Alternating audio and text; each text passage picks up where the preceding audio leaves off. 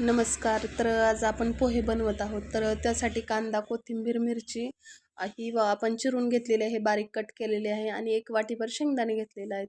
तर गरम तेलामध्ये शेंगदाणे आपल्याला तळून घ्यायचे आहेत आणि शेंगदाणे तळल्यानंतर मिरची आहे ती तळून घ्यायची आहे.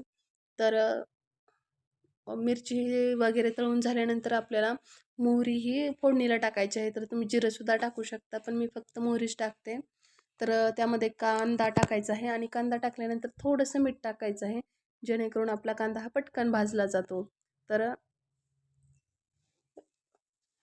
कांदा भाजून झाल्यानंतर तुम्हाला त्यामध्ये कढीपत्ता आणि जे आपलं भाजलेलं साहित्य आहे आणि पोहे टाकून घ्यायचे आहेत. तर पोहे मी सुरुवातीला भिजवून घेतलेले आहेत.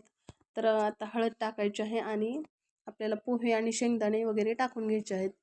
तर व्हिडिओ टाकण्याचा उद्देश असा की जे पहिल्यांदाच बनवत आहेत पोहे, तर जी मुलं आहेत, जी सुरुवातीला शिकतात मुली, तर ज्यांना माहिती नाही आहे त्यांच्यासाठी हा व्हिडिओ आहे.